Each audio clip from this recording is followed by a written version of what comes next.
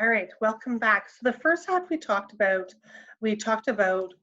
what are our values, how does it affect who we are, what we believe in, our attitudes, how it can affect us professionally, right? And so now we're going to talk about how that can incorporate it into our self-esteem, right? So our core beliefs and values and professional values can greatly affect our self-esteem, right? So if we have a good base of core values and professional values, it can direct and guide our self-esteem in some ways. So we're going to talk a little bit about different kinds of self-esteem, right? So if a person was to have a good self-esteem, that would look like when you value yourself, right? So valuing yourself is also part of our values, right? You can feel secure and worthwhile, right? You have a general positive relationship with others, and you feel confident about your abilities, right? So to make good decisions, positive decisions, you can have healthy relationships. I mean, that's not to say that some people with a good self-esteem might have poor relationships with some people, but in general, all those pieces would fall into line, right, with a good self-esteem. Somebody who maybe has a low self-esteem or bad self-esteem is characterized by a lack of confidence, right? They may feel bad about themselves. They often feel unloved or awkward or maybe incompetent. Individuals sometimes feel and see themselves as being rejected or disapproved upon, right? Um, Even if that isn't necessarily true, right? But that's how that person is feeling, right? And that's based on probably past experiences, current experiences, um, negative emotions or negative comments put onto them by other people in their community and around them, right? So, and that develops over time. It doesn't just happen overnight. It comes over time and experience and exposure of having that type of feelings put upon themselves, right? So then a healthy self-esteem, and I know the good and healthy seem like they might be connected, and they are, right? So I mean, a person could have a good self-esteem, but it maybe isn't necessarily always healthy, right? So a person with a good self-esteem could also be overly confident, maybe sometimes, and that's not always a good either, right? So I mean, to be overly confident or cocky, that's you know can have a negative effect as well, especially in an employment setting, right? So to have a healthy self-esteem is a good overall opinion of yourself, right? You feel good about your abilities and your limitations. You understand what you can do well, what areas maybe you are lacking in, but that's okay. You're okay with that, and you know that's something that you might need to work on, right? So when you have a healthy self-esteem, you feel good about yourself, and you see yourself as deserving respect of others, and you're then able freely to be able to give respect to other people as well, right? Because respect is a two-way street. So you want to give respect and receive respect, right? So having a good self-esteem is the right step in the right direction. And the next direction you want to go is to having that healthy self-esteem, right? So some things to look at about differences between, a high self-esteem, good or healthy, versus a low self-esteem, right? So this little chart here has some good definitions and gives you some more information here on this slide about what is a good or a bad or high or low self-esteem, however you want to look at that, okay? So to look at it further, it says on the good side or healthy side, it says knows what they value and believe, right? So that's where that ties into the beliefs piece, right? So that's why we talked about our core values, professional values, how our values and beliefs are created and generated, and how we have our own, right?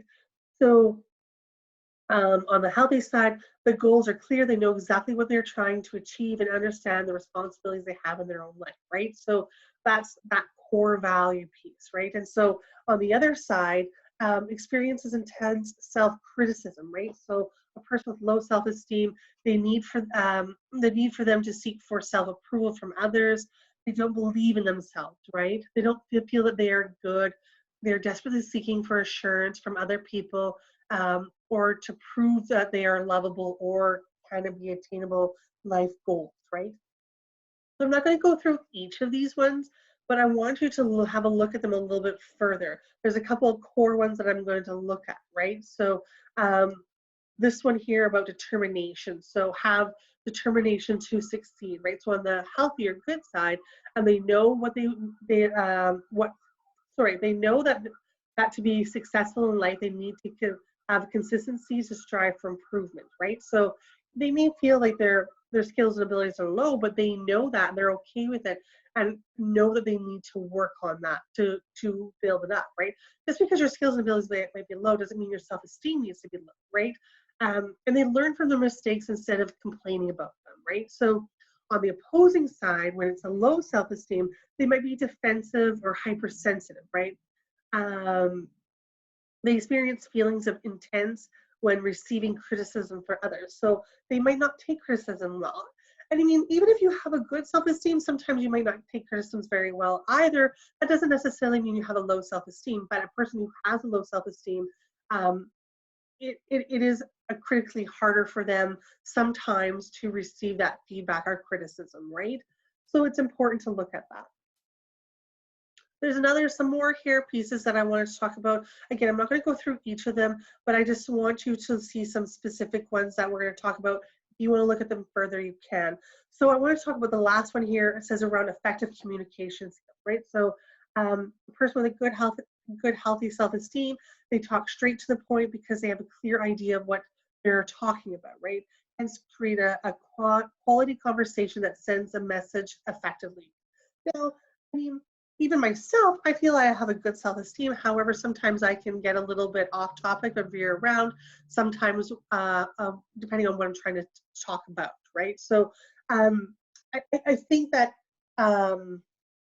having a good healthy self-esteem helps promote a better way of communicating, right? So that a person with a poor or low self-esteem, their communication skills might be a little bit lacking, right? They can't find the right words to maintain a good relationship because they fear and the anxiety they experience, and no matter what they say or do, can cause some sort of harm or bad effect, or they just feel generally when they're communicating that it just everybody takes them the wrong way, or what they say isn't the right thing to say or do, right?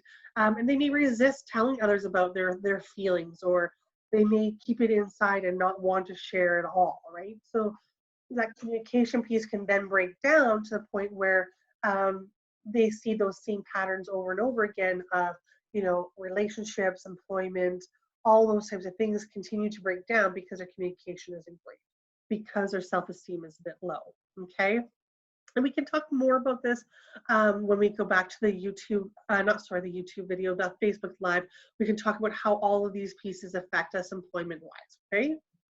So the next ones that are coming up, the next question and answer period is on Monday, my apologies, Wednesday, May 20th, and then again on Friday, May 22nd, both at 2 p.m. And then the next workshops that we're going to look at are what an employer looks for in an employee. Again, you've hired, you've got the job. What is that employer looking for then, right? And from that employee. And then again, following that off from the May 25th workshops, on the 27th and 29th, we'll begin doing the Facebook Live. So please stay tuned and stay connected. If you've got questions, concerns, or you want to just talk more, please feel free to connect with me at any point and join us for those Facebook Live sharing times and times for communicating and asking more questions in depth. Thanks, everybody. Hope you're feeling well and doing great. Have a good day.